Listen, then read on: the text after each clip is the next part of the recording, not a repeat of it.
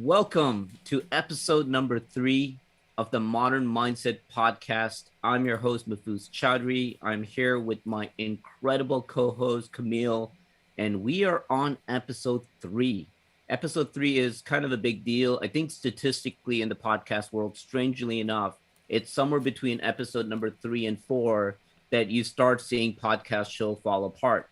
And I think that in many ways will tie in with our topic of the day because it's fascinating for me to spend a little bit of time thinking about what is the difference between someone who drops 3 seasons versus someone who drops 3 episodes. So Camille, thank you so much for joining me. It's worth pointing out the fact that we're starting later than usual for no other reason than my own responsibility. It's kind of ironic that we're talking about execution today, and I fell short on starting on time. So I am glad that we still could do it, but I'm glad that I am still running here from a 11 a.m. start today. So for those of you that are tuning in live, we greatly appreciate you being in here. But Camille, Mr. Punctual, the guy who was here on time, I want to thank you for being here. How's your day going so far? It's going well, and I mean, also with better execution, there's going to be a kindness aspect to it. Already, I'm messing up, so it looks like we needed that extra hour for me to wake up as well. So I don't blame you. It happens, and I haven't done much today besides working out, so I'm happy to get my day started. Hey, that's incredible, man. And yeah, the kindness piece is definitely welcomed and greatly appreciated, but also worth noting that the perfection level that sometimes people try to iron out in their game plan that makes a difference between whether or not they're going to execute. Sometimes they use perfection as a reason of why they don't take action. And this failure for me to start early, as much as I'm going to do a great case in justifying why, at the end of the day, it's still going to be an excuse. But the important thing is we still got back on the horse. It's kind of like you showed up to the gym late, but you still did the workout. Although you don't want to make that a habit, although you don't want to start making it okay to be unpredictable every single time you show up, you want to still create a bit of a routine. It's also worth noting that action is better than perfection. And sometimes the action will not be perfect, but it'll still allow you to achieve the same results or somewhere close to the results and far more than it would have if you didn't end up taking action in the first place. We talked about the podcast and how a lot of people fall short after episode 3 or 4. I think what sometimes gets left out in the conversation is the lack of emphasis on the unsexy parts of action, right? The unsexy parts is sustainability. Like, can we do it for a long period of time? Do I have a system in place that allows me to do it for a long period of time? And we started to see the show off talking about, it's great to have great conversations. It's great to have great experiences. But although a lot of those things are being fostered internally, what I'm excited to talk about today is how do you convert that from what used to be an idea into now a sustainable action that you can do over and over again that doesn't just allow you to really enhance your way of thinking around an idea, but actually implement that in a way that changes your life. Because it's not only until you implement and take action on these ideas that we talked about that you're starting to see real change. What are your thoughts about that bridge, Camille? The bridge between an idea to action, and what you feel that the steps in those bridges consist of in order for someone to cross that bridge successfully? There's that book that you and I keep referencing called Atomic Habits by James Clear. And I think he makes a good case for that. If you want to make a habit, you have to you have to make it like part of your identity, and ask yourself, uh, what does someone that does this habit like? What who are they? So if, for instance, is working out, you would ask yourself, what would an athlete do, right? And it would be they would exercise, and then you just had to break it down and take that huge, big idea into smaller chunks and figure out how to start and what are the steps you need to take to do so. And then along the way, you have to be able to be kind to yourself when you're going to fall short of them, because this is a new habit and this is a new frame of mind that you have to adopt. So naturally, you're going to make mistakes. And that's part of the process of learning, failure and forgetting is normal and is actually necessary and does facilitate for better experience. And as long as you take it in that way, if you're negative about it, then it's almost, well, I wouldn't say it's impossible, but it's definitely not as productive as looking at it through an objective lens of, okay, this happened. How how can I manage my expectations for next time, and what do I have to do in order to better uh, gain, well, better learn from this? Because you can look at it through a negative way in the sense that you're not enough and you're a failure, or you're doing something wrong, and this is just a systematic pattern that you constantly repeat over and over across time in different dimensions. And of course, if you go that way, then what are you left with? Just nothing but an idea that you're never going to do anything right. So why bother at that point? So I think, in order to answer your question, because I kind of went off on a tangent there, that the first thing is, a lot of people don't realize emotions are actually necessary to take action. It's not the thought. In in certain experiments on the human mind, there have been people that have been injured in their insula, which is a very old part of the frontal cortex, and it is responsible for emotions. If you sever that, then you're constantly thinking about what you want to do or what you need to do, but you won't take action because you're just constantly thinking about what's the best way to do it. So you need to actually be able to tap into that emotion to begin that, and that's why motivation is necessary for reducing that activation energy. Now, keeping that in mind, if you're only solely focused on the emotion, you'll never take action. Because, or you may take action, but it won't be sustainable because then you constantly rely on that emotion. And so, in order to do that, you have to learn to be diligent and learn to focus and learn to concentrate. So, adopting a new habit does require you to actually take a good look at yourself and imagine, is this habit going to serve me well? And how can I implement it in my life? Is this part of of my identity that I want to adopt, or do I want to change? And what will I have to sacrifice in order to do so? I think those are good beginning steps to take a look at. And then, of course, we could go further down into the woods about how to actually implement these ideas. But I'm curious about your take on it as well. I'm really glad we didn't start off this show with talking about execution first, because even as you're explaining what you just did, you really start seeing why understanding the better conversation, better experience mindset is important before you jump into the train of execution, because a lot of this stuff overlaps with what we talked about last week, right? Like last week we talked about the importance of not letting the word failure scare you away from new experiences, and not being able to really understand that if you don't actually experience enough, you don't have the skill sets to do more. And you can see how that plays out in action, because in the action is like a lot of people don't take that first step because they feel like they lack the skill sets, or they have that fear that they're not going to do well. And as a result of that, for some reason, the logic in our head makes sense that, hey, it's better not to do it at all than to try it. And maybe it won't go, even though logically we know the percentage of success is far more incremental on the action side than it is on the non-action side. But that's a big part of it. Is the motivation one is the most common thing. Motivation is the terminology that's probably used in the search engine more than anything else when you think about someone trying to get something done. And when you think about procrastination, that's often seen as the negative thing, right? It's like, I didn't get it done, and then the procrastination starts oozing out a lot of other emotions that sometimes results in you having negative self-talk. It starts making you think about the fact that you identify yourself as someone that's lazy. You identify yourself that's someone that's not driven. You identify yourself as you're built different, that there's certain people that deserve that level of success because they have something in them that you don't have. And all of a sudden you start putting yourself in this second tier league of people that maybe doesn't deserve the finer things in life. And I've seen that happen in many ways, and more often than not, it happens more because of the upbringing of that individual.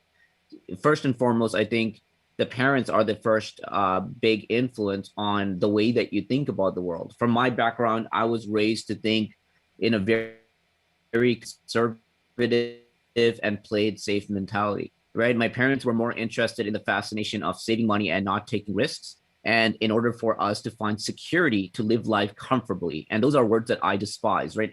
All of those four words are terrifying words for me today. But that was the words I was raised under. And that was the words that I believe is the way to live for a very long time, because obviously my parents are my role models growing up. And you think whatever they're doing is the right decision because they've been doing that for your survival. So you go all in, eyes closed with that belief. And then all of a sudden, you may come out on the other side saying, why am I not getting the results that I want? Why are other people getting finer things in life? And am I doing something different? And I remember a long time ago when I was first starting my personal development journey, I remember there was an individual that I was a big fan of that once went up on stage and he spoke at a conference and he talked about what he used to do when he was broke. And although he may use the word broke loosely, it might be his terminology that he used to amplify the fact that he wasn't rich. He wasn't wealthy. Like broke might have not been like he was actually like living under the worst circumstance. But he talked about how every open house Sunday he would drive out to those mansions and he would walk in these mansions of people that were selling them. And although he had no intention of buying them, he would walk in and he would say, listen, they're human beings just like me. You know, they just figured out something that I haven't. If there are human beings that are living in these places, why can't I be one of them?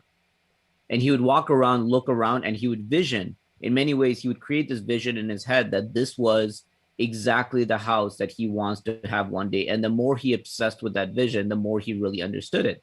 He would even walk into watch stores at the Rolex shops in the mall, and he would put them on and look at himself in the mirror and envision and saying, hey, if some people out there in the world own this stuff, why can't I? Now, although his mentality came in with a very materialistic type motivation, you know, he wanted the finer things in life, which I want to also point out that I'm not against getting finer things in life. I think it's more and better out there that's attainable by our ability as a human being. There's nothing wrong with wanting it, especially if you want it for the right reasons, right? Like I would want a nicer home to have bigger space to be able to build out things like my creative studio and have that have like a nice infrastructure that I work for. I would love to have a car that runs nicer than mine. But at the same time, he found out what drove him, but he also had that realization over and over again that these things are being attained by other human beings, which means that he knew at those moments that there's certain things that he's missing that will allow him to maybe achieve that. And I'm very grateful to say that the man has been able to achieve that. Now, by the time he was up on stage, he already has achieved that. So he was spending more time explaining what he did, not the fact that, hey, I'm going to do it. But it was also a nice eye-opening experience for me, which is the idea of the fact that there are other people that are tapping into these things that actually exist in our landscape, right? These things that we want in life, whether it's materialistic or whether it's our capability of really having a better life and giving our family a better life, these opportunities are literally out there. Like today could be the day that I got in my car, I drove to the right destination, I spoke to the right person that was in that destination, and that person gets impacted in such a way that he or she will open the doors that will allow me to completely change my life forever. And if you really think about it in the micro scale, a lot of our opportunities that we've had and a lot of our successes came out of those micro things that we did. So what I become a fan of, as you talk about atomic habits, is I like thinking a lot about what those micro details are. And those micro details, first and foremost, ties in with the word experience that we talked about previously, is that the more you experience out there, the more you have collective data to make better decisions.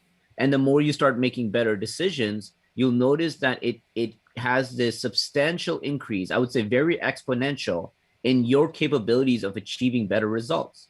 You know, over the last 5 years, one thing that I've been doing, Camille, without even realizing it, is I've been launching new initiatives every year. And I've been doing it without actually planning, like every year I'm going to launch something. Like I launched my podcast show 4 years ago. I launched my book 5 years ago. I'm launching a gratitude and productivity journal 2 months from now. I also launched many like consulting and speaking on stage and all these other initiatives that I've done in between.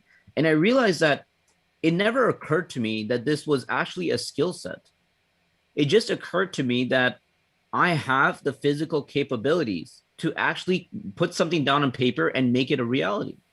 And I feel like a lot of people don't realize they have that because they just haven't tasted it. And I'm excited about the fact that if they can taste it once and see that it's possible, they now know that this is very, very possible. And what's interesting is that we use the fitness analogy a lot. And the reason I think we use the fitness analogy is something that doesn't get talked about enough is the skills that you pick up from the gym of being really good at the gym actually allow you to use those skills in other areas of your life. Like it's very, very much transferable. First and foremost is the discipline, right? Like you go in and you make it happen regardless and shoot all the excuses down. Second one is consistency, right? You got to create a consistent schedule. Third is the system, the workouts that you're doing that allows you to get the most results. Those are very much skills that, if mastered in the battlegrounds of your gym, can be transferred into other areas of your life. And, as someone like yourself that far exceeds my level of execution, like I actually sometimes, I was even thinking about it in preparation of this episode earlier last week, Camille. I was thinking that, man, I have no idea if you're able to even explain how it is that you're so dedicated, like die hard dedicated in your execution in the gym, because I have my routines and I go out there, but there is never once in my life that I even considered, like, I wonder if Camille's taking a day off today. I wonder if Camille's not on his workout today. I remember we used to even go out to cottages and you had this dedication of getting up early morning and going for your early morning walks without even someone putting it in motion. Like you just had so much level of dedication of getting it done that I never once questioned it. And more so, it inspired me to be dedicated in the way that I give action. Can you do the best that you can? And I'm gonna really help you do the best because I'm gonna keep asking follow-up questions because I want to understand this. Like I want to understand, are you built different? Like what happens in your mind that makes you so without like undeniably dedicated to your craft that you literally do it no matter what happens, and you've been doing it to such a level that I can't even keep up with. What got you there, and how are you able to make that as sustainable as possible? Hmm. Yeah, I was actually thinking about that a lot too recently, so I guess good timing. Uh, Starts with the why. Why am I doing it? So, for me, why I exercise, there are so many different reasons. The ones that stick, though, is that I want it as part of my identity. I was in the military once upon a time, and I can't imagine myself not being fit for that reason because it's just not part of my identity. Although I did betray that sometimes, and I recognize how I felt when I did, and it wasn't a good feeling. As well as the fact that I'm in chronic pain, and I've had 2 hip surgeries since I was 21, which made me very conscious of the fact of how miserable it can be when you're deprived of basic human function, physical function. Like the fact that I used to be able to be like run for hours and for kilometers, and I was a very good endurance runner at once upon a time, to which I'm not anymore. And the difference between that really does kind of make me appreciate the fact that I probably won't reach that point anymore, or like anymore without a lot of dedication and with a lot of pain suppression, maybe. I don't know, because my joints can't handle jogging that much. So I still do it, but it hurts and it really does affect me in a negative way. So I have to be conscious of that and my limitations. But I still push. And the reason why is I also need to strengthen my body for that fact of my chronic pain. So because in the process of doing so, it hurts even more, but afterwards there are benefits. And also all the health benefits as well, a lot of people, they know this subconsciously, but it's really like your muscles secrete so many hormones that actually go to your brain, and they promote neurogenesis, synaptic density, dendritic branching. It's amazing what you can do. You can actually reprogram your brain through exercise. And also, it's been shown that it increases your creativity, and it increases your problem solving ability. Just exercise. So another aspect that really gets me to exercising is recognizing that it's an opportunity to grow every day. And I lose that opportunity if I don't take it. And every time I tell myself that I take a rest day, I feed uh, that feedback loop, and it becomes stronger. Oh, then I took a rest day that one time. Then it gets easier to hear that voice. Whereas, even I never feel like working out. I almost rarely feel like doing exercise, but I keep doing it to build that discipline for my identity, and also there's something that's very popular nowadays called epigenetics. And what that is basically your genes are inactivated, and you have to do certain like exposures to yourself, whether they're environmental with eating the right foods or exercising, for instance. But actually, there is some research I'm not too familiar with 100% yet, but also stressful situations activate genes in your body. And what that could mean is that by putting yourself through these stressors and putting yourself in these uncomfortable situations, you unlock more of yourself. And that is in line with my core value of self-improvement. And that is actually the main reason why I exercise is I want to unlock as much of myself as possible, to learn more about myself as possible, and I feel like I have an obligation to the world and to myself to become the person that I am meant to be and who I am. Even though I will never reach 100%, my goal in life is to be as close to that as possible. And even though I say it's an obligation, I do it out of respect for myself and for love, and also to share that with other people. So, exercise in particular, like that habit, has a lot of reasons attached to it. So it's kind of a difficult example because I've also had a unique experience in the fact that I was injured. I had hip surgeries at a young age, and I understand the difference between exercise and not exercising, and I've been deprived of it. So I understand how how difficult it can be and how much of a privilege it is to actually exercise. There are people that can't. So, uh, to relate this to other people, it's about understanding why you do that and the identity you want to have. I want to have the identity of being more of myself, so activating those genes. I want to have the identity of being as intelligent as possible. So maybe the identity of, I don't know what, like a scientist or a doctor, right? So I want to have as much brain capacity as possible because that's what I need to help people. I want to adopt the identity of being a healthy person, and a healthy person does exercise, and it does extend health span and lifespan. And I want to have the identity, or at least I want to keep at least some of the identity of a soldier, because of all the values it has attached. That label really does serve me well. And what I have to sacrifice for that is time, energy, and I had to put other hobbies to the side. And also, I had to dedicate a lot of concentration to it. And something a lot of people, well, can relate to, but maybe not so much, is pain. Like, yeah, I had to put myself through uh, very excruciating pain sometimes.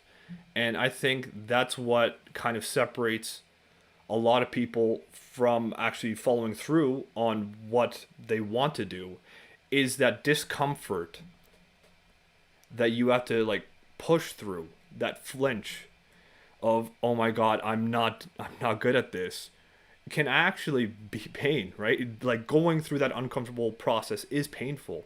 So overcoming that reaffirms that you are better than the challenge presented to you. And as long as you recognize that even trying is a success in itself, because you overcome that pain, is what can drive people forward to whatever habit they want to adapt. It's so fun listening to you define your why to that much detail because I don't think anyone can really sit down and talk about their why in the extensiveness that you have. On a very surface level, it's very obvious to people that, hey, if they work out, they're going to get in better shape. They're going to have, they're going to look better. They're going to feel better. They're going to live longer potentially based on their physical activity. So the fact that people know that, it's interesting that that's not enough to get them off the couch sometimes. And what I think was really well highlighted here is the fact that you've spent a lot of time really defining your why in full detail, like really defining it. And the more you start defining it and making it as big and significant as it is, the more it's going to make the justification that it's worth getting up and going out and getting it done every single time, whether it's fitness or any other goal in your life. And I talk a lot about the burning desire. And, early in the years when I used to do a lot of my first personal development talks, I used to always create this illustration. And I think you were actually around Yeah. for one of those first talks I've ever done many years ago. I remember like we almost exchanged hairstyles. You were bald with a beard back then, and I think I had a little bit of hair. So it was that long ago. And I remember the illustration that I had where I would do a fun activity with the group that was in the room, and I would simply show a very poor graphic that I drew of a stick figure that's crossing the building from one window to another about 30 feet up in the air with a small, tiny beam in the middle. And I would say, if I was to pay you $100, how many of you would walk this beam? And you would see a lot of nervous chuckles, and a few of those ambitious people would put their hand up either to be funny or maybe they're just good at gymnastics and they know it's easy, and they would raise their hand up and be like, I would do it. I would cross that building from one side to another on one beam because I am good at it. And I said, okay, let me raise the odds a little bit. What if I put the other building on fire? Would you still cross and go to the other building? And then you kind of see a few hands go down, a few more nervous chuckles. And there's always that one brave for some reason that really desperately needs that $100 that would risk their life for it. But then I would finish it off with phase three, which is I would say, think of someone that you love or something you love more than anything in this world. And let's say that was that one thing that was in that building. Forget the $100. Let's say I took it off the table. How many of you would cross in order to get to the other side and save the individual because that is the most important person to you in the world? And all the hands go up.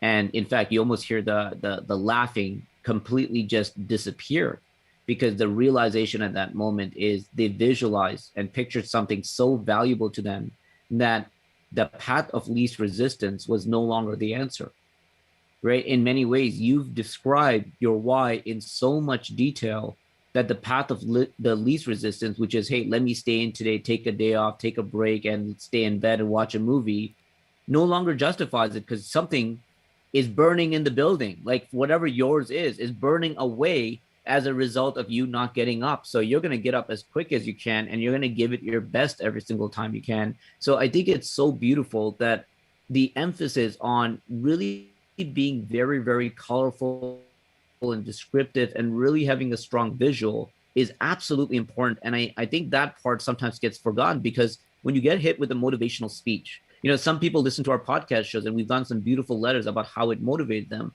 One thing that I always need to emphasize is that motivation doesn't last. In fact, it goes away very quickly. It can go away anywhere from 48 hours to 1 week on a really good spike. And once it's gone, if that was the only thing you relied on, now you have all the excuses in the world to give up. And it's very important to not let motivation be your only driver, but use the motivation as an initial indicator that your body wants more, right? And this comes down to very much the self-love component I highlight a lot, which is the idea that self-love isn't just about being happy for who you are today and what you have. I think that's important. Be grateful. Be grateful about where you are today in your life and even the smallest things that you have. The fact that you get to see the sun come up every day is as even an emphasis on something you should be grateful for. But then there's that other part, which is know that you deserve more. Like if you're that incredible and love yourself that much, you shouldn't be okay with being stagnant. You shouldn't be okay with not making progress. You should be so excited about the fact that someone that you love more than anything in the world can actually get more in life. How are you going to hold yourself back from that? You and I frequently bounce back and forth this quote that we love, which is the definition of hell. being the version where you of who you are in your current state get to meet yourself at who you could have been at your full potential. And it terrifies me to think about how big that gap could be. The fact that there could be so much of a difference, that you could have been this most incredible human being in the world with all these things you've ever wanted in your life, and you live your life not being able to get that, and you get to see that at the very end. How heartbreaking it would be to see that if you just took action and really executed on the things that you believed in, you really could have gotten more. And I think that this is one thing that is such a big part of the action component. Is a lot of people think they need to make the right decision, but they don't realize that in this world you can make a decision first and then make it right. You don't have to shoot at the net. You might miss, but you can modify your technique and still score that goal. You don't have to hold yourself back because you didn't nail it in your first attempt. As a matter of fact, your second shot is usually even better than what could have been your first shot if you waited. And because that second shot would have allowed you to score the goal in a bit more of a strategic way that you didn't know how to do in the first attempt. And Atomic Habits, which I think would be the book of the month if we would throw a book out there, it does a very good job in talking about that test that they did with the ceramics group. And I bring this up quite often because the ceramics group had an exercise where they were divided into two groups, and each group was given one camera, and both of them were tasked with the project of going out there and taking 100 photographs.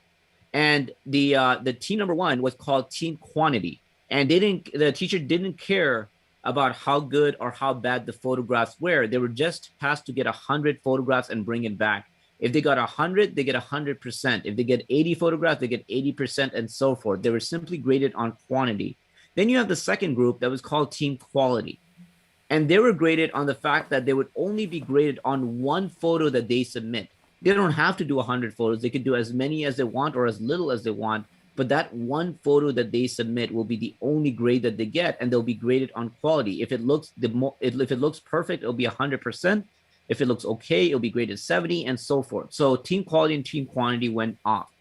When the project was finally over, it was very fascinating that they've highlighted that not only did Team Quantity do better in the grade that they got because of the fact that they were able to get 100 photos out, they also had far better quality photos than that one that came in from Team Quality. And when they further dug in, it made very much sense for why that was the case, that Team Quantity not only won the quantity battle, but they would have also won the quality battle. And it was simply because of the fact that when they were taking 100 photos, every step of the way, they were able to make progressive improvements. You know, after the first 10, they're like, hey, why don't we try a different lighting? After the next 10, they're like, why don't we try a different angle and different exposure?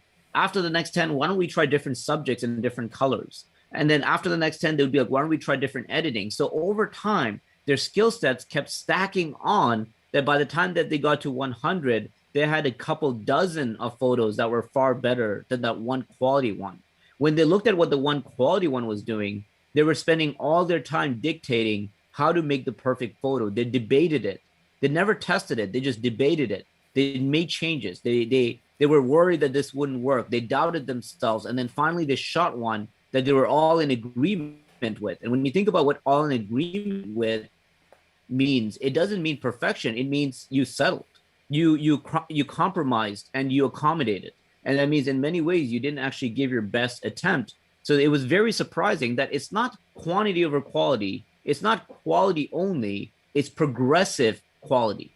Is the fact that you're pushing stuff out there and you're only improving it over time. And I thought that exercise is something that is very interesting, that lives in my brain because it can be implemented in anything you do. This podcast show, we're episode 3. I'm not worried about whether we drop 3 perfect podcasts. I'm interested in it. Can we get 1% better every time? And interestingly enough, every time you and I are about to record an episode, we take 5 or 10 minutes to talk about what happened last time, whether it was microphone volume, whether it was interruptions, whether it was video formatting.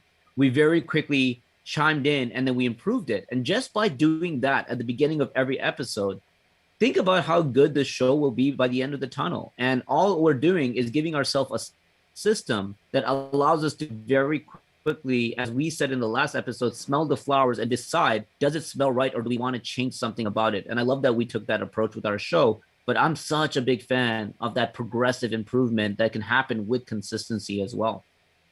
Yeah, me too. Because, like you said, when you're paralyzed with perfection, then you don't take action. And if you don't take action, then you don't expose yourself to that experience. And that experience will teach you how to improve.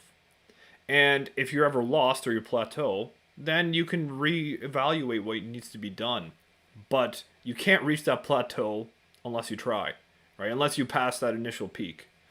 Because naturally, you don't know what you're doing, at least for the first time. You may have some idea, but you can do all the research in the world, theoretically, and it doesn't come anywhere close to that practical experience. And myself included, a lot of people get paralyzed with the fact that I'm not doing it right. I don't know what I'm doing. And this seems awkward, and I don't know how to make it better, or I don't know why I'm not doing as well as I imagine. And I think another piece that we're going to talk about a lot, and we always talk about, is managing expectations, right? If you go in with a certain expectation, even if it's a positive one or even if it's a negative one, you're living in the future. You're not living in the present moment, which is paramount when it comes to gaining as much experience as possible and creating those lessons to better have experiences, because the execution of even that improves over time just by naturally exposing yourself, right? Like any basketball player will tell you that you can think about like the perfect shot. Like if you never played basketball, if you can think about the perfect shot, you can read about it. But are you better than that person that's shot like 100 times? Probably not. And that applies to many skills in life. It's just about starting and being kind, because if you're self-destructive with your criticism of yourself or your outcomes, then you're just harming yourself for no reason whatsoever.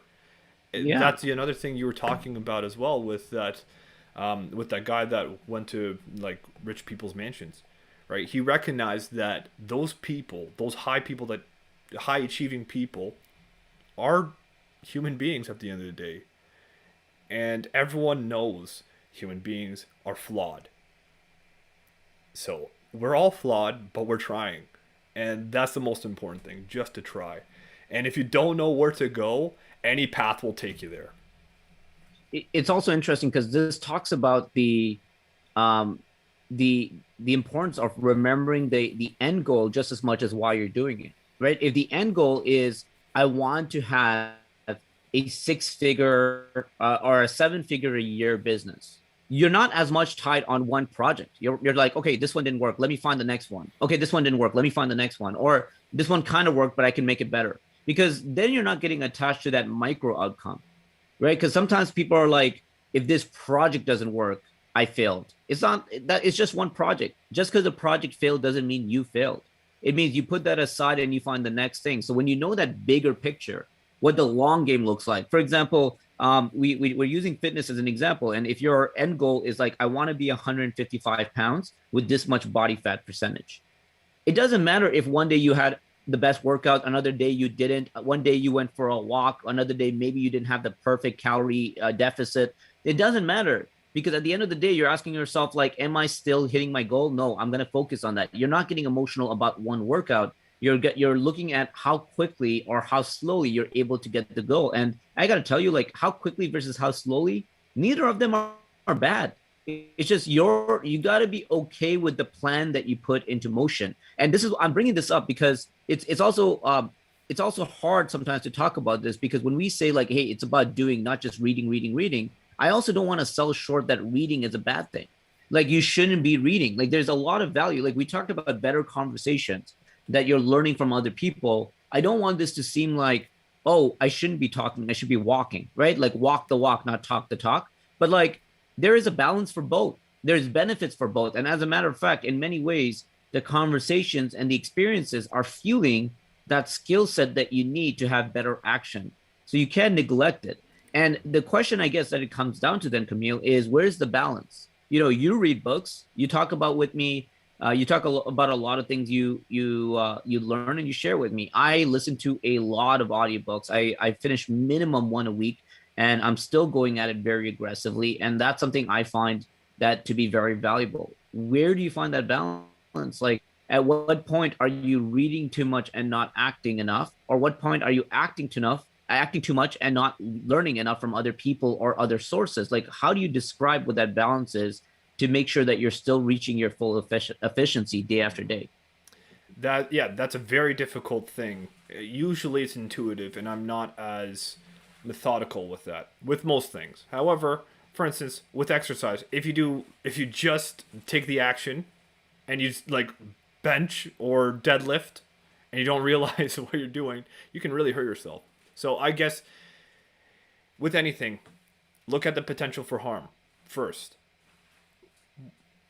What before you act, right? Because usually you know the potential for good. Once you know the potential for harm, think about how to avoid it. And if you don't know how, well, then that means you have to read more.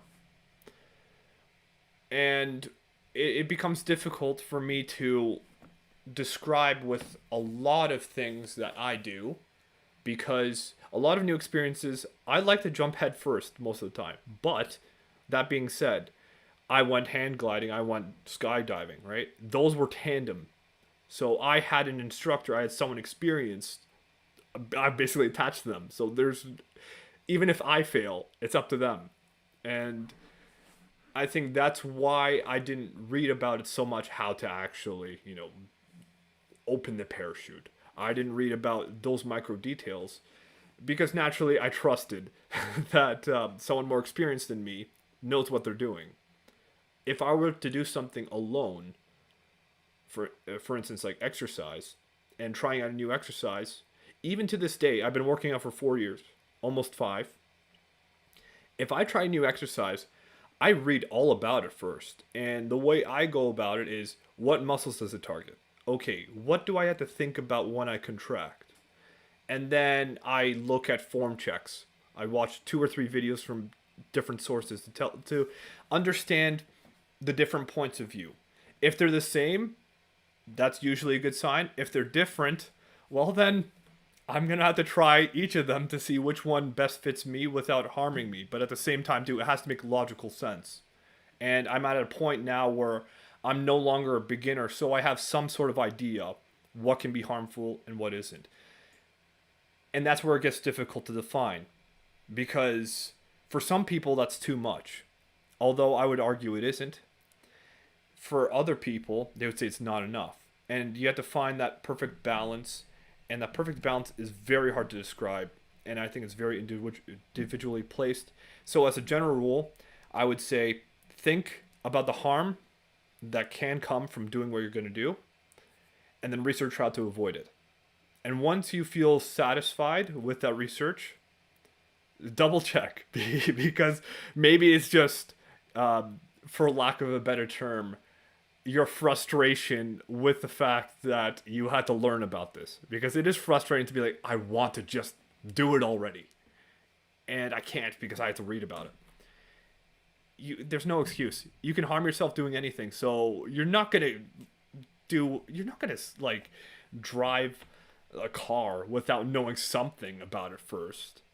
You have potential to harm yourself and others, and I think that's where you draw the line between starting the action and to define how much when do you stop researching is a lot harder to say.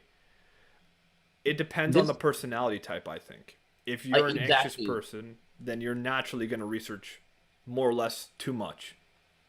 Yeah, And it's definitely custom to the person, right? And I think that's worth highlighting. This also comes back to the statement of you don't have to make the right decision. You can make a decision and make it right. It's like once you try something out, if you're finding that you're having technical issues, use the basketball analogy. Is like first thing you want to do is maybe shoot a free throw. You just want to shoot the ball into the net. So in your version of how you approach it, you probably read up and watch a couple YouTube videos. You're like, okay, this is the form. This is how I need to hold the ball. This is how I need to follow through. And then they do it. And then they're like, you know what? I'm shooting about 2 out of 10. How do I shoot like 3 or 4 or 5 out of 10?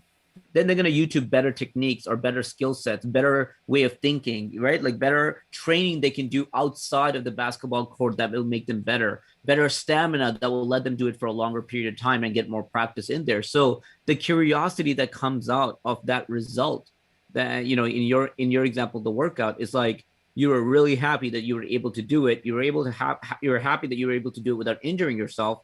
But how do you do it better? And what are some nutritions that you can eat? And what are other workouts you can do to get yourself stronger so you can get better at that workout? So like that curiosity is never even linear. It's not always about how to get good at that one thing with that one technique. So if you think about that in this world, it's like if we use business as an example, it's like you're going to run a business. You're going to maybe look up how to start a business to get your foot in the ground. But then you're going to be like, oh, how do I generate sales for the business? How do I hire the right people? How do I train them? How do I be a good leader? How do I find the best next innovation? How do I find customers? And the books that you then pick up will be far different than the books that you thought you would pick up. You know, what you first thought would be an entrepreneurship 101 book may now become like a personal development mindset book, may become a wellness and health book because you're finding that you've been taking your health for granted as a result of putting all your emphasis on your business. And this comes down to what I get very excited about, which is laying out and being analytical about your 24 hours, right? And one thing that I've been a big fan of over the last 12 months is I've decided to start tracking what I do every single hour in order to like really get analytical about my productivity and my efficiency levels. And one of the applications that I decided to start using is an app called Toggle. That's Toggl. Now, Toggle is a timer app I believe was made for businesses. You know, a business would be able to know how much time they spend on training, how much time they've been able to spend on sales, how much time they've been able to spend on internal meetings and time wasters in order to really define like where they're wasting their time. I thought one day, like, hey, how cool would it be if I use that on my life to figure out where I'm wasting time as well? And I started timing everything. I would turn it on before I go to bed. I would turn it off when I wake up so I know how many hours I sleep. I would turn it on when I start working on the marketing agency side. I would turn it on when I start working on my own personal brand. I would turn it on when I'm even out on a relationship, on a date. I would turn that on. I would even turn it on when I'm driving because I want to know how much I'm driving. What's interesting after you have week over week results, Camille, is that you can start stacking them side by side. And you can say, like, hey, I feel really off this week.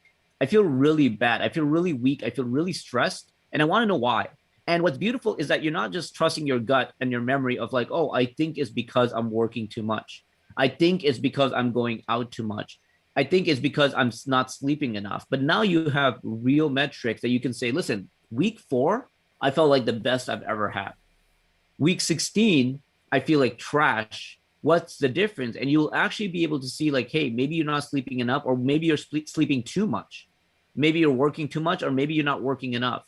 Maybe you're not spending enough time in your relationship. So it's kind of nice that when we talk about being unique beings and that we all have different personalities and that bar of the measurements should be different for everyone, the first thing I think is self-discovery of what works for you. So when we talk about reading versus doing, it's like you got to first find your balance on how much you're able to do any given week versus how much you're able to study and learn. And sometimes you'll be able to see like, has that changed? Am I now putting too much time reading, or am I putting too much time executing? And you kind of find your common ground, and it's not 50-50. I need to emphasize that. It's not half my time was learning, half my time was doing. It's finding out what works for you. And I think every human being has the capability of doing that if they have measurements in place, which is a little unorthodox because, as you said, it's very intuitive, and it's true. It should be more gut feeling than anything else, but there are real capabilities. And I kind of love that idea of time management, Camille, because you have a pillar for your work, you have a pillar for your relationship, you have a pillar for your wellness, your health, your mental stability, and maybe like journaling, maybe like doing meditation. Then you have like the other side of you that's like, are you getting enough sleep? Are you getting enough food? What's really fascinating to me is that if one goes up, you start winning in some areas of life. If the work part goes up, all of a sudden you may be like, hey, I'm earning more money. If the health side goes up, hey, I'm in better shape. So you can actually modify and decide by where you're putting your attention, you're able to amplify results. But we also know that because there's 24 hours, if you adjust something and increase the time spent there, you're probably losing time elsewhere. So I don't think you've done this physically on paper like I have, but I'm curious to learn a little bit about what your 24 hours or your week looks like. Are you able to break down whether it's percentage hours or like a good visualization? Because I'm very visual of like what your week looks like, and how do you decide what to increase and decrease on any given time to allow you to be the most efficient and really feel good about your week and not take anything for granted? Yeah. So because I'm in this period of, like, let's say, self-discovery, I don't use any kind of like scheduling apps or time management apps for that reason.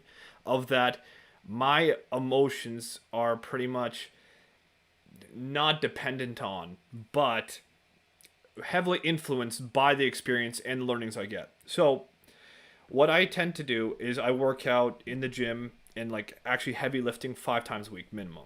So what I do is based on what time I get up. I go to the gym Tuesdays, Wednesdays, Thursdays, Saturdays, Sundays. And sometimes that can be 5 a.m. because I wake up really early nowadays, or it can be as late. I think the latest is like 7 a.m. So it starts there. I go to the gym, I work out, and then the workout usually goes from 45 minutes to an hour long. And then I drive back home or I cycle back. And I can cycle to the gym and back. I usually don't cycle on Wednesdays and Saturdays because those are leg days, and goddamn does it hurt. So those 2 days are a little bit different. Mondays and Fridays, I just do a quick ab routine, and I also do some physio exercises, and I do physio stretches every day. So the first hour of my day is usually cook a pre-workout meal, take it, go to the gym. I come back, shower, then I usually do some sort of productive activity, whether it's studying. Some days, like since I had my huge exam yesterday, I'm taking a rest day today from studying, so no studying at all. But I usually do some sort of studying or do some sort of reading. Or in the case of today, I was just exploring different options of things I want to explore. So, I'm looking at doing paddleboarding today, and I've never done it before. So I was looking how to do that. I reserved the paddleboard for today, and I was looking at survival courses. So I'm going on. I forgot the day already, but I'm doing that next month, or even this. Yeah, next month, September 11th. That's it. So I know I'm looking at the options I want to improve myself, and that usually goes for maybe an hour or two. Then again, cook, eat, and depending on how I feel, whether my morning exercise was too intense or not intense, or like I recovered well from it, then I choose what meal to cook because that'll be my pre-workout meal for part two of my exercise, which is at home. And those exercises are usually like half an hour, 45 minutes most. So I exercise, I don't know, maybe 8 to 10 hours a week, not counting the physio exercise, not counting the physio stretches, because then I just intersperse that throughout the day wherever I can. So if I'm listening to music, sometimes to chill in between the study periods, sometimes I do Pomodoro technique, which is you focus for half an hour to 45 minutes, and then you take a 5 to 10 minute break. If I do that, then I usually put on music, or if I can have the energy to listen to like a podcast that does stimulate me intellectually, I'll do that.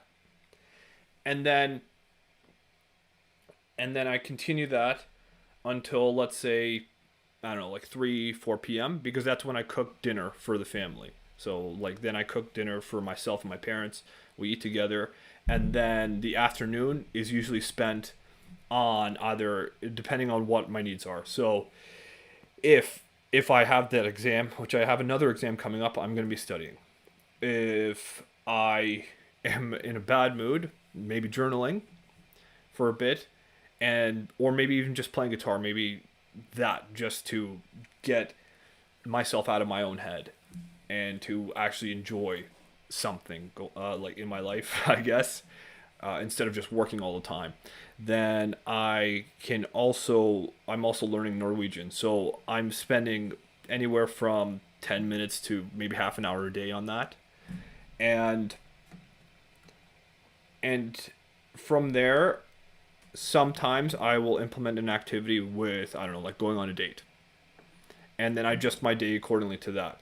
But I spend, let's say, on average, an hour to an hour and a half exercising, then let's say 30 minutes to an hour doing physio stretches or exercises. And I also have twice a week I have to go to the physiotherapist, so that takes sometimes even 2 hours. And then there's driving, there's cycling that takes time, there's cooking that takes a lot of time, and eating as well. And what I do is more of an intuitive sense of what I need, but usually how it works is I have a system in place for exercise. So after meal one and after meal three, two or three. But also I have to recognize that we're all human, so I adjust accordingly. And in the night, usually I go to bed around 9, 10 p.m. now. If I can't sleep, then I'll read. And I won't be reading study material. Right now, I'm reading 12 books for, well, 12 Rules for Life, a book by Jordan Peterson, which I highly recommend. So I'm not, my goal isn't to finish it. My goal is to read it when I can and when I'm not overworking my brain. Because there is something to be said about doing too much intellectual activity and just burning out from that. So I'm not sure if I gave a good, accurate representation of that. But oh yeah, and throughout the week, I plan at least one event, usually on Saturdays, just to have something to look forward to, something to be excited Yeah. about. Yes, yes. I'm so glad you also added that at the end. So there's a lot here, right? Like first and foremost, it's very clear to see that Camille has a very customized routine that matters to him, right? Like some people don't have that physio component, some people don't have the studying component, and but it's really like figuring out what priorities matter to you, what pillars matter to you the most, and then building and crafting a plan around those pillars, right? For some people, like financial standing might not be their ultimate priority right now. They may be doing very well financially, but they're like, yo, I'm very lonely. I'm very out of shape. I'm very unhappy. I feel like I'm still depressed. And that's a good indicator when you say about listening to your body is listening to what your body is craving and listen to how your body is feeling, because those days where you feel awful are one of the best wisdom you could possibly get.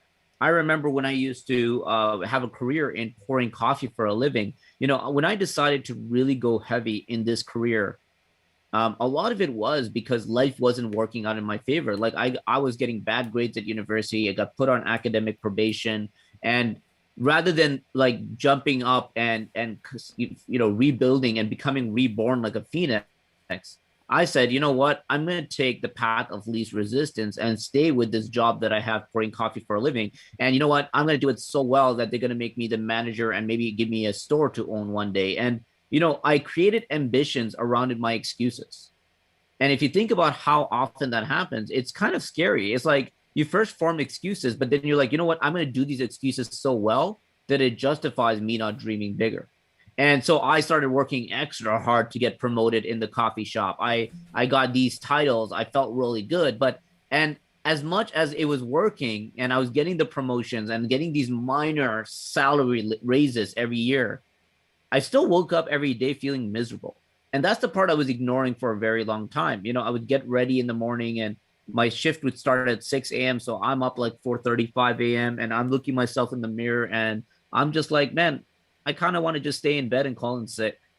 I kind of want to just not let it happen. Or when you're at work, you're looking at the clock the entire time, praying that it ends, or you're trying to like make plans outside of your terrible routine to actually remind you that life is actually not as bad as you think. But it's kind of interesting. It's like those things, when you start listening to it, it's simply telling you that it's time for a change, that you need to assess something. And that's the part that I think often gets forgotten is that you got to once in a while stop your routines And it's scary because it's a routine. It's what you do every day consistently.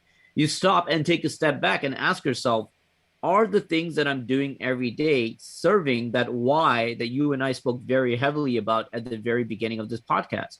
Are they serving that goal that you had in life? And if they're not, maybe it's time to open and break it apart like a Jenga set before it tumbles over, and then rebuild it into something that maybe looks a little bit more like your plan. And your plan, it's interesting because what you highlighted was very important, because while I said like, hey, have one plan for driving, have one plan for relationship and finances, what you outlined really well is that it goes even deeper than that. Is like, have one that says try new things, right? Like have one that actually says like enjoy life, or like rest, and like all these other parts that goes even micro. Like give yourself the freedom to do more. Give yourself that like recreational. We talk about escapism, I think, on episode 1. Is like, if escapism is something you enjoy, have that in your plan too. Like don't think that's anti-productive because it's not in your plan. What you pay attention to is what grows. What you need to decide is, are you growing the things that serves the why that you have at the very beginning? And if not, again, it's not the end of the world. Now you know, now you listen to your body, and now you make modifications as a result of that, so that you could do something very, very different. But here's the most important part: is once you've outlined that plan, you know, this much percentage of my time here, this much percentage trying new things, even this minor percentage of enjoying life and allowing myself to have some rest. Once you have that plan, you got to commit to that plan. That's where the serendipity and fun and excitement goes out the window. Is you have to commit to the plan. And more importantly, you have to give that plan enough time to breathe before you wait the white flag and say it's not working. And then all of a sudden you reconfigure it. The problem also is on the other extreme, which is reconfiguring your plan too often because maybe you didn't get the results as quickly as you thought. Maybe you doubted yourself too quickly and you didn't actually see if the plan would work. You have to give it enough time to breathe. And for some people, that's 90 days. Some people, that's for a year. You have to be able to reconfigure it based on what you think gives it enough time to execute. But whatever that is you set on day one, if you're on day one, I'm going to do this plan for 90 days straight. You got to commit to that plan, and you got to commit to it right. I've talked to Camille about this recently. And as a matter of fact, this conversation happened while I was on a treadmill beside you, is the idea of self-sabotage. Right. And the idea of self-sabotage is something that happens to every one of us. Is in the middle of our plan, that voice that comes up and says, hey, you know what? Maybe do it 90% today and work extra hard next time. You know what? You're not feeling your best today. You're a little bit tired. For example, I had the self-sabotage voice this morning where it said, you know what? You had a long night yesterday. Maybe call Camille and reschedule it, or say, let's do it on another day instead. That is something that we see human beings experience every day. And for those of you that are listening, that is probably something you're thinking about right now, where that voice comes on and tells you and negotiates with you. You know, the one that negotiates and tells you like, hey, take a break today, take it easy. You know, maybe come back harder next time. You're a human being, relax. And although sometimes the relaxed part is giving you wisdom, what's note emphasizing is that when you come in with a plan, you got to surrender and execute that plan. No, you got to shut that self-negotiator off and say, you know what? Before I walked in, I said, these are the 5 things I'm doing today. I'm going to get it done because that's what I created. That's the plan that I put in motion. No one told me that. I made that plan, so I got to commit. And it was funny because when Camille and I met up at the gym, like we were warming up at the treadmill, and before he barely got comfortable, I was like, hey man, I'm skipping squats today. Like I didn't even ask him. I didn't even debate it with him. I was like, I'm skipping squats today. And my excuse, although wasn't a lie, I said, yesterday I went on a long hike, and as a result of that, my legs are on fire. So I'm going to rest my legs today. And, you know, Camille knows that I'm pretty bullish on getting things done and not excuses. So he kind of like allowed it. He didn't question it. And I was walking for a little bit and I was thinking in my head, and my mind kind of drifted to a podcast episode that I saw late Kobe Bryant do with one of my favorite podcast hosts, Lewis House. And he was sitting in this podcast and he was talking about how this is one of the biggest mistakes that athletes do that determine whether or not they're going to be the greatest in their field or not. And although he used the word athletes, it just made me think about everything else in every industry. Is the difference between being excellent and mediocre is sometimes allowing that self-negotiator to talk you out of your plan.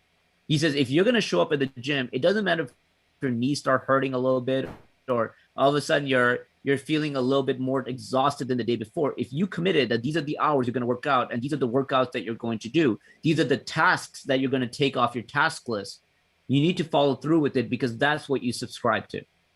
And after I was thinking about that, I slapped the stop button on my treadmill and I told Camille about that episode. And I said, I'm gonna go do my damn squats. And I went ahead and did it. And as a matter of fact, I went even harder while remembering that that was the plan. And like I was ashamed that I almost let the self negotiator talk me out of it.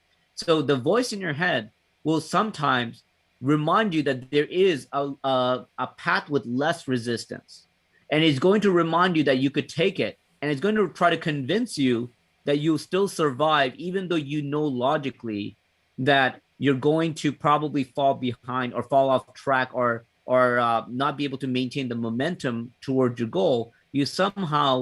Uh, you somehow surrender to that self negotiator that talks you out of things. I think what you meant when you talked about the emotional versus logical side is kind of in that realm, if I'm not mistaken, Camille, is that emotional part that is telling you one story, the logical part is telling you another story, and you're kind of torn between deciding how to follow suit. Is that aligned in any way with what you were saying about the emotional component, and how do you combat that? Because you mentioned like you know what you need to do, you know that these are the things that you need to do, and sometimes other priorities get in your way. Like, how do you combat that voice that maybe allows you to take it easy or change your priorities, even if it makes a good case? Well, yeah, that's a difficult one. I think for me, what I find helps the most is recognizing if it's so easy to surrender to that voice now and you listen to it, the next time it's going to be louder. Like you said, anything you put your attention to grows. And just recognizing that means that I'm willing to trade my present for my future because I know that my why, and to attain that why, I want as least resistance as possible. So this is me being lazy, actually. Like just reframing it like that is enough for me a lot of the times. And of course, there has to be a healthy balance too. However, at those moments when you recognize that voice, and some people would even say like that's the devil, or that's evil creeping up on you, or that's sin. I think the recognizing that that's you trading the future for your present. And in every religion, in every society, we reward people that practice delayed gratification, that sacrifice the present for the future. And ultimately, we're trying to reach a better future anyway. And there is something to be said about living in the moment and experiencing as much as you can and enjoying it. But for a lot of things that apply to your why, is it in line with it? Is the best question to ask yourself. So when you hear that voice, instantly, I would say, what is the voice saying? The voice is saying, go easier. Why? Because you're afraid to be injured? Maybe then it's a logical thing to listen to. Or is it saying you should go easier because you don't want to put as much effort in? Then ask yourself, is that in line with the person I want to be? And most of the time it isn't. Well, at least I hope it isn't, because then what's the point of having that why in the first place? So I think just even asking yourself that, and then doing that reframing of that voice as to me overcoming that voice is actually me being lazy, and I prefer to be lazy, so why not combat the voice now so then future me doesn't have to deal with it as hard. Instead of having that voice become a scream, it becomes a whisper. So that's why with exercise and me, like, I can wake up some days and be like, oh my god, I'm sore. Yesterday, actually on Friday, yesterday, I had the exam for 7 hours. So I wasn't able to do my morning exercise, and I delayed it for after the exam. But on Friday, in order to make myself sleep better, I woke up at 4:30. I went on a 20-kilometer bike ride. I purposely exhausted myself doing like really random things. Like I even did like yoga for the first time in like 10 years. And that was hard. And I had every excuse, and I could have that voice tell me that, oh, you went so hard on Friday, you should take it easy on your legs. But actually, I pushed myself even harder and I hit a PR in squats. And the reason why is because I remembered why I'm doing what I'm doing and who I want to become. And that voice that initially gives me excuses is just background noise to me now, because I've actually learned how to tame it and manage it over time. And some days, yeah, it's louder, some days it's not. But over time, if you implement those steps and overcome it, you decrease that positive feedback loop. And then that makes you increase your positive feedback loop into the person you want to become. So I think those are effective strategies.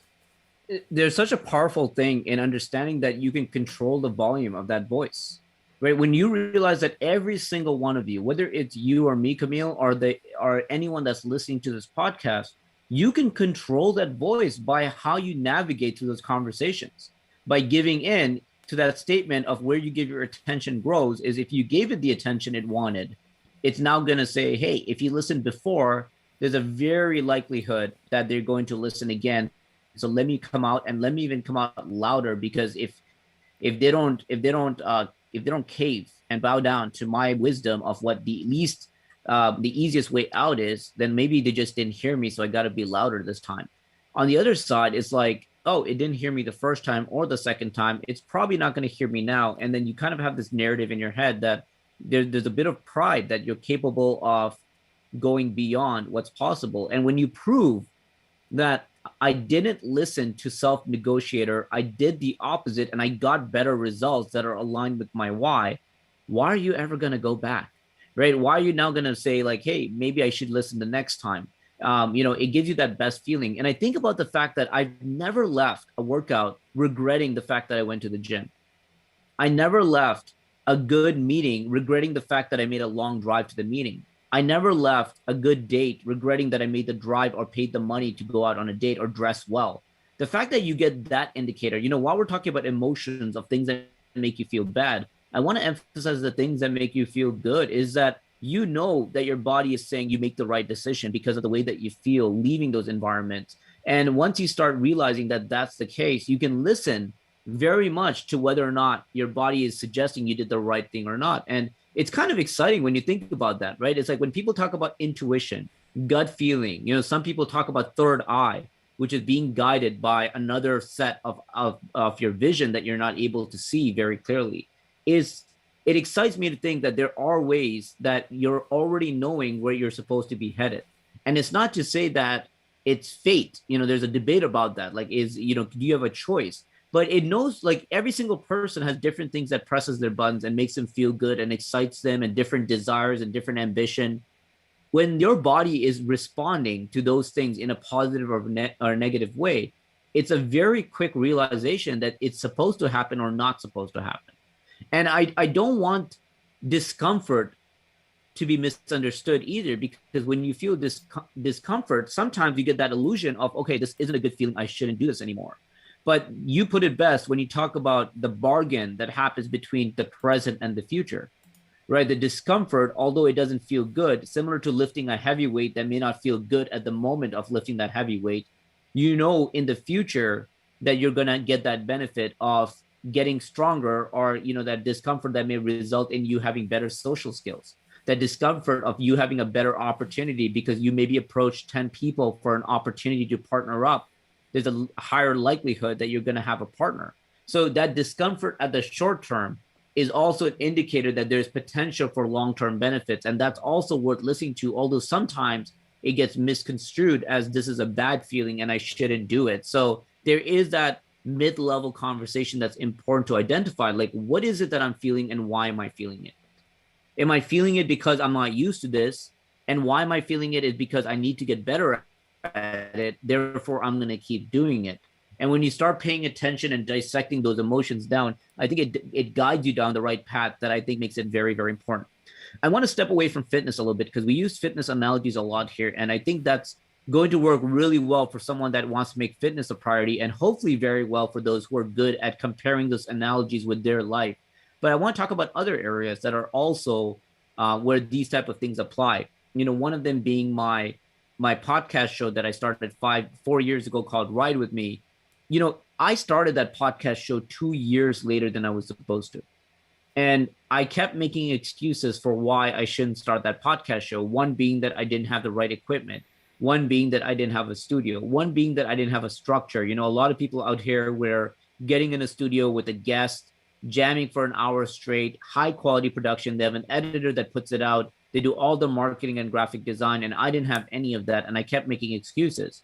And one day I went to see a friend in New York City, and I had a really good conversation with them. You and I both know this friend very well. Our good friend Miles, shout out to him, that lives down in New Jersey. So we went down to go see him there.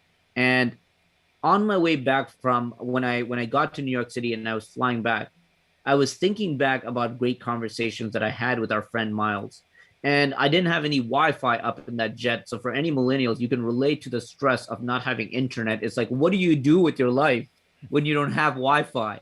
So I was sitting there, and my mind does what it does best, is it drifts and it reflects and it brings back ideas. And you hope that over the years of taking your mind into this mental gym, that the ideas it brings back are actually healthy for you. And the idea that it brought back was the fact that I needed to stop making excuses and just do podcasting, because the alternative is not having a podcast show, period. So it was like, either have a podcast show that's not great, or don't have a podcast show, period. And by the time the plane landed, it was an hour and a half flight. And I landed and I came out of that flight and I said, I don't care what's going to happen. Tomorrow, I'm going to record my first podcast episode and I'm going to put it out there. And because I didn't have the practicality figured out, I started doing some things that are very, very unorthodox. Like I started not relying on an expensive equipment or studio. I instead used the voice recorder app on my phone. I mounted the phone on my car. And as I'm driving around, I would hit record on my phone and I would just pour my thoughts in without a guest. So everything you can expect a podcast show to have, I didn't have. And every podcast host back then would very much identify that I'm doing it incorrectly. I have loud noises. I have the heater blaring because it was after Christmas. Like I had all these things happening, and you could hear those through the not so great quality on my audio recorder. And interestingly enough, I was able to hammer out over 100 episodes for season 1. And it ended up being one of the most listened to podcast shows by the millennial generation that year, specifically because people loved the unique rawness of that approach. The fact that it sounded like they were sitting in the passenger seat of my car and I was just speaking to them, rather than an expensive podcast equipment where, believe it or not, people would complain that it sounded too crisp when I went into one of those higher end studios for an episode. So it's the idea that the excuses of how things are done sometimes stops us from doing it because we don't think we're capable of getting there. Over the years, my podcast got better. It got better equipment, better execution, better marketing, better processes. But it started somewhere. And that somewhere is my opportunity to enter a new world and put everything out there and try things out and make those mistakes that you're supposed to make, and make modifications and build yourself into something great. My speaking career was the same thing. When I got on stage, I didn't quite know how I wanted to approach it, but by doing it the first time, by having all these nervous tics exposed, I was able to study and analyze myself and make adjustments and get better on stage. These are things that I don't care what industry you're in. I don't care what initiative that you're doing. These are reoccurring skills that can be done. What I like putting in place, Camille, and I'm interested to get your thoughts, because when we think about long game, right, it's a lifetime journey. A lot of the things that we put into motion sometimes take years, if not decades, to really see the fruition and benefits for it. We know motivation comes and goes. One thing that I get very excited about is setting up short-term wins in this long-term marathon. And these short-term wins are things that I can sprint to. So I sprint, I win. I sprint, I win. I sprint, I win, not realizing it, but I'm getting closer to my long-term win. And I hate to come back to fitness analogies, but I really think it makes the best illustration. So we got to sometimes come back to this because it's true. I really do this in my life. I specifically pick an upcoming short-term goal that's coming up in order to make myself work out at my best, even though my end goal is not that goal, is my end goal gets it benefits because of it. So for example, when in the summer we usually have our cottage trip, and I tell myself, like, work your ass off to look the best for the cottage and at your best so that you can be the most healthiest and active at the cottage. And I go hard, hard, hard for 2 3 months. Then the cottage arrives, I kill it, I feel good, and I'm back at the cottage is over and I'm back at the gym. Then I very quickly start thinking about what my next goal is. Or like, oh, there's a soccer league coming up and I want to be at my most active. Oh, I got this trip coming up. Oh, I'm going to go speak at this event and I just want to look my best. I want to fit into this suit. So I'm always lining up short-term wins in this long-term marathon. And that allows me to have multiple hits of motivation that keeps me going at my best. Do you have that as well with the things that you do? Because you do a lot. And I need to know, like, you kind of described your why at the very beginning, but sometimes that why gets lost. And I'm curious in how you bring that back and resurface it. Like, some people have vision boards, right? They have it right up in their face on a wall so they could see what their why is every morning and it reminds them. What do you do to give yourself the fuel to get through that long journey of life that takes a long period to get there? How do you win the long game? I think the way you described is one of the best ways, and it's actually how one of our neurotransmitters called dopamine works. Dopamine, people think, is the pleasure molecule, but actually it's a molecule of motivation. The best way to keep getting those hits is to set up short-term goals for one that lines up to a long-term goal. Actually, I think Tony Hawk even mentions it, and how he did. I don't even remember what skateboard trick it was, but he worked his way up, and he broke that long term goal into shorter term goals. So each time he hit the shorter term goals, he would get that dopamine hit. He would get that kind of motivation, that pleasure to keep going for the next one. And ultimately, it led him down to that road until he eventually got to the final one. So that is one of the best ways to go about it, and actually, it makes sense neuroscientifically.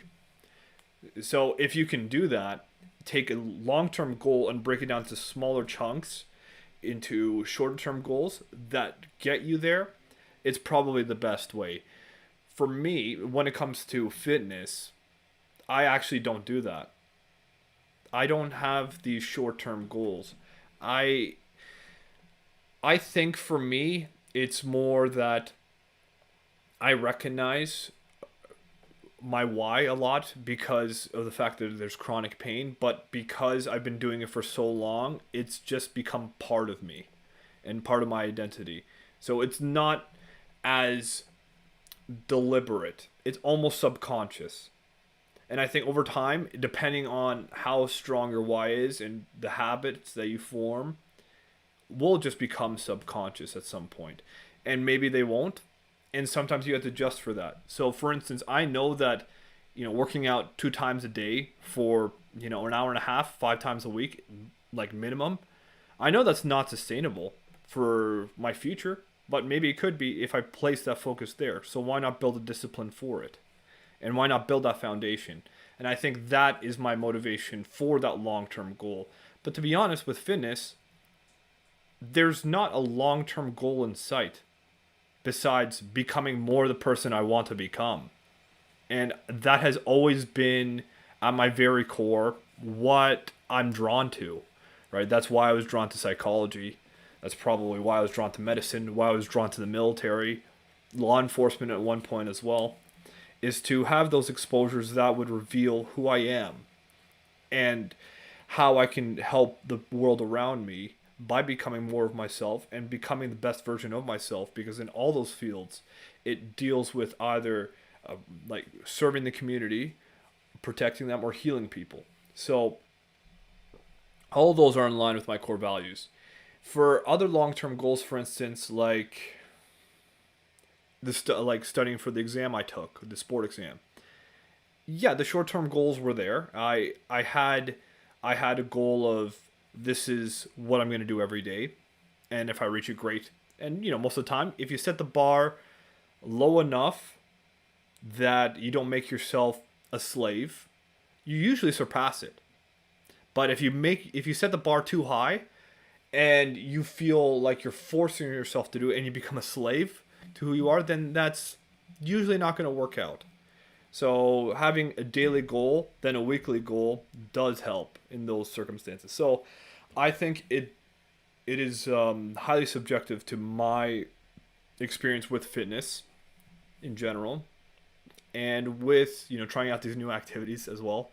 It's all about this long-term abstract goal, which I will never know if I reach, and most likely I recognize that I'll never reach it. So that's different. But for actual practical applications, I agree.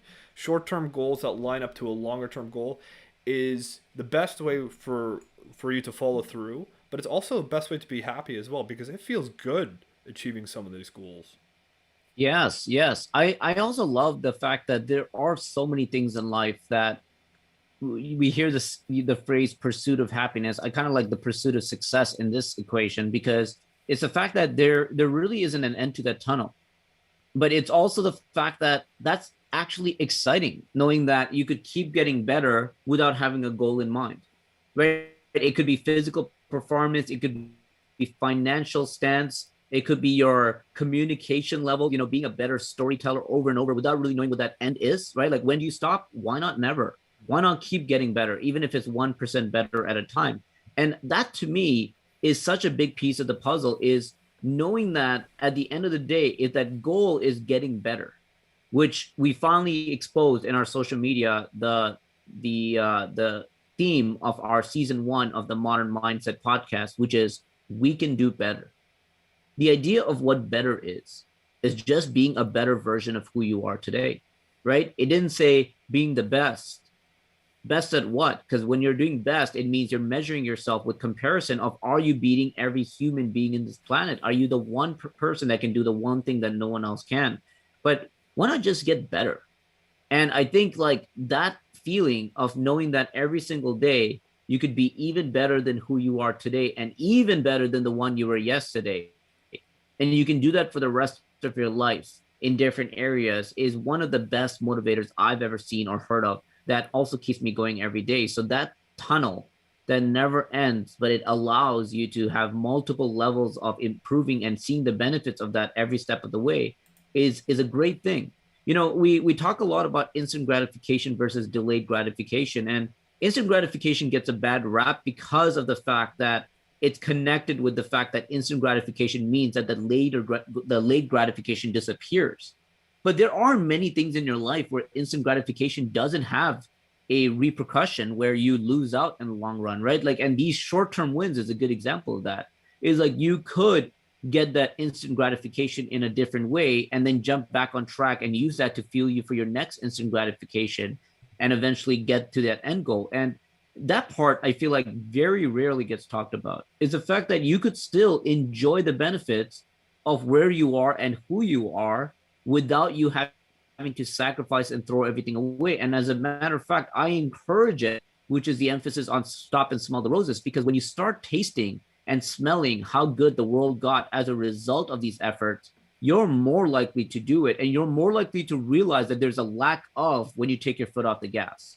You start realizing that you're not performing as well, or you're not as happy, and life doesn't feel as exciting. And then you have all these other levels to help you gauge. So I'm not against instant gratification.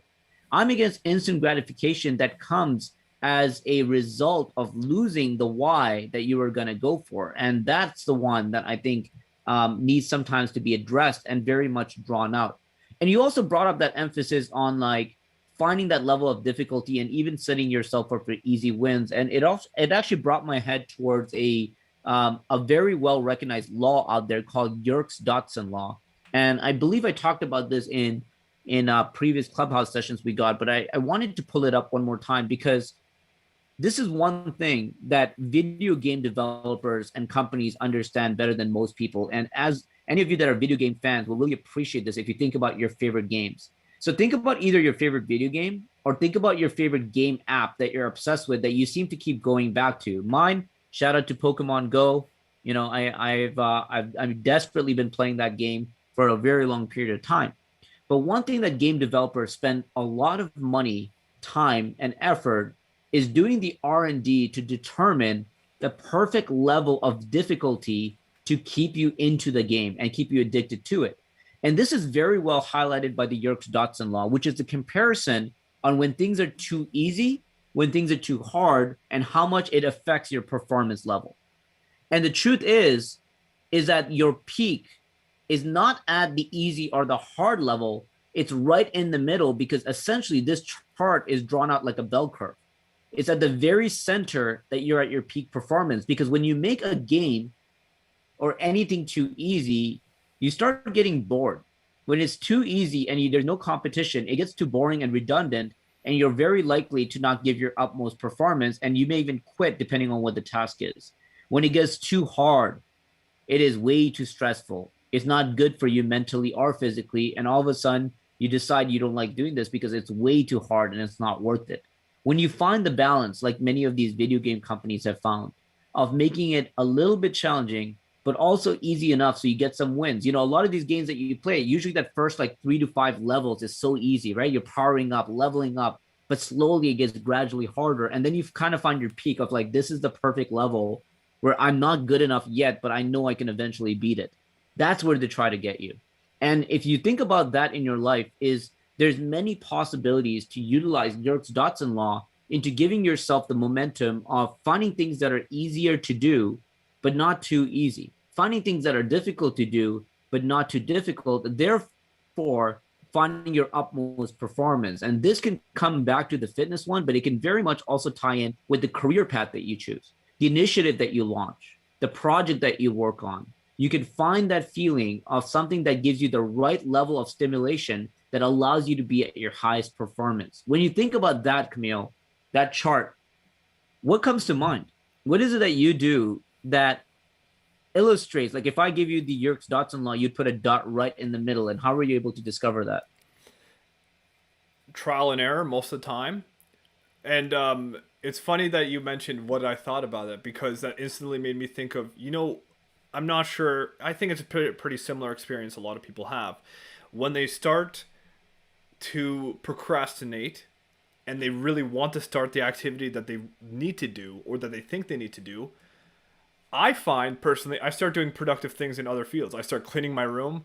I start like trimming my beard. I do everything I can that is sort of productive, but not productive to the goal I want at that time, right? And that's something to be mindful of. And maybe that's to build my momentum up to initiate that kind of triumph circuit, so that I could begin this next activity that I've been trying to avoid.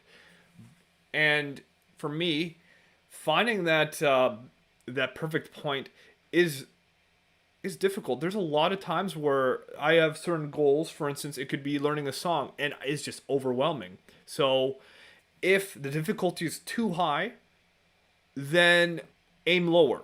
And I mean by aiming lower is break it down. Instead of playing the whole song, learn 3 seconds of it, right? That is to me, the best way to break it down. And then eventually, increase it incrementally. And then just finding that like difficulty to boring slider, you just have to keep on like progressing and using trial and error. I think that's the main thing. And where I see that play out in my life is especially with guitar playing. Also with studying, there are certain concepts that I wasn't trained well in, and I really had to teach myself. And how I taught myself is, you know, you can dry read, so you can just read from a textbook. Sometimes even that in itself is difficult just because you're losing concentration. So luckily we live in an age where we have so many resources available. I listen to a YouTube video and I watch it. So I can listen to it, I can watch and listen, and I could find someone that explains it to me in a way that makes me interested in that. So you can modify your approach if you have a very specific target in mind. You can always modify your approach to have that difficulty lower or higher sometimes. So for me, it's about trial and error. And when you feel like it's too easy and boring, I think you re-examine what you're doing. And you do that with asking yourself, is this worth doing? Because if it's boring, then why am I doing it?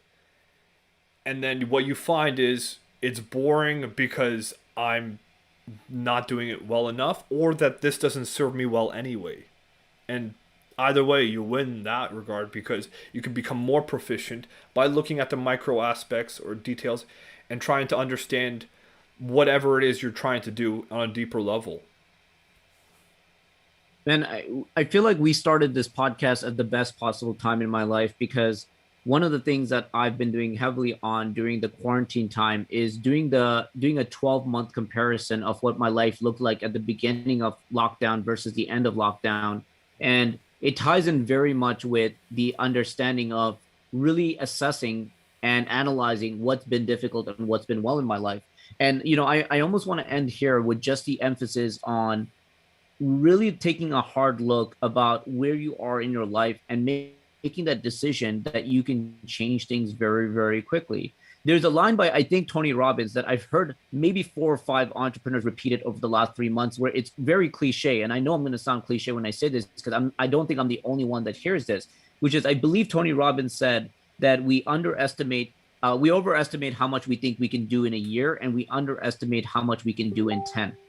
And I really believe that so wholeheartedly. And the fact that I heard it about 4 or 5 times makes me almost feel like it's a sign, like someone is trying to tell me to get that damn thing done.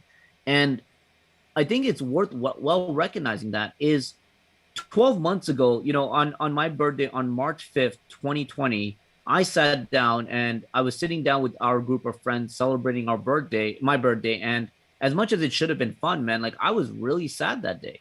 And I told my friends that like, man, like there's things in my life that are just not working out from a relationship standpoint, from a fitness standpoint, and all these other things because I get very reflective on my birthday. And unfortunately, my mind drifted to a very dark place. And as much as that should have been a great celebration, it really wasn't.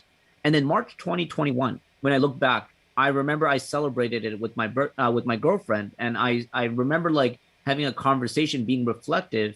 And the best feeling in the world is not seeing darkness, but sunshine. And knowing that the 12 months of effort that I put in, I couldn't believe with how much I've been able to turn my life around. And those pillars that I talked about that I measure on this app called Toggle, it's beautiful to look at it and saying that I can see a very clear indicator that I've changed things that I do. I change where I put my attention, and I change the fact that I execute on it. And that resulted in me going from what used to be the most unhappiest person that I was to becoming at the peak happiest that I am.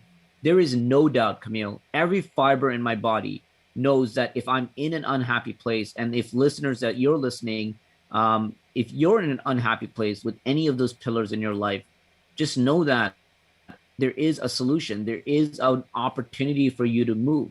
Like you can physically move. You can change your postal code and move somewhere else, or you can mentally move and you can move through your habits. You can, as Camille identified on many parts of this podcast episode, your identity.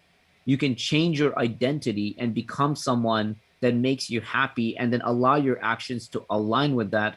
And when you really are able to get to that root of modifying your identity to have the habits, it's not as much about relying on, it's not about relying on motivation. It's relying on the fact that this identity is basically your survival. This is who you want it to be to get out of an unhappy place. And the fact that it's in your control, you have the capability to do that, is one of the most beautiful gifts that this world can give you, is that it's up to you to decide how to change that. I had a tough conversation with my girlfriend the other day where she was saying, she was complaining about something that didn't work out in her favor. And she said, it's okay. Life's unfair. And I said, that is the beautiful thing about life. It's that it's unfair. It means you don't have to be okay with who you are today. You don't have, it's not a level playing field where everyone has to be miserable when they're miserable. You can change that. You can actually change that level of fairness and have it work out in your favor. And I think when you realize that life is unfair, it's not a curse. It's a beautiful gift, is that there are opportunities to rise above the level that you're in. There are opportunities to be better than who you are today. And you can do that on any given day by making that decision and acting on it. And I hope, Camille, in the last hour 45 that we put into this episode, is going to really allow someone to listen to this and find ideas that they could implement. I'd love to give you the parting words as just before you do that, I just want to thank our listeners for listening. And I do want to encourage, I want to make this a habit because I get so into our content that I don't talk about the basic necessities of our podcast show, which is first and foremost, if you're listening to it on an audio platform, which Camille and I did a very hard job in making sure we're available on all streaming platforms, iTunes, Amazon Music, Spotify. We got you. If you're listening to it on any of these streaming platforms, all we ask is that you hit that subscribe and follow button and leave us a review if you can on that platform. Your feedback is our oxygen. Your star rating is what keeps us going. If you take a moment to just let us know what you think, it'd be great. And for those of you that love seeing our Sunday morning faces of what we look like after a weekend of activities and are watching us on video, I encourage you to do the same. Hit the like button so that the algorithm allows more people to learn about our show. Hit the subscribe button so that you're the first person to get notified. And please do use that comment section to let us know if you gained any value or if you have thoughts around the topics that we're discussing, because we want to keep growing this community into something significant. Camille, with that being said, we know that execution is one of the, if not the largest pieces of being able to change your life and becoming someone that is much better and more significant than the one that you are today. Can you talk a little bit about your plea of what you hope? You're doing paddleboarding today for the first time, which I'm going to let you go very shortly so you can enjoy the sun a little bit. But if someone was to use paddleboard and replace that with whatever they want to achieve in their life, you're doing it for the first time. How do you become the master of paddleboarding? How do you make that a big part of your life, and how do you make that a routine? Can you please share that down as we wrap up today's episode? Sure. Thank you very much. I would start with just doing the research to see what harms are possible. So once you understand that there is some harm to what you're doing, if there is at all, well, there naturally has to be, understand how to reduce it. Then, by doing so, you can start to take action.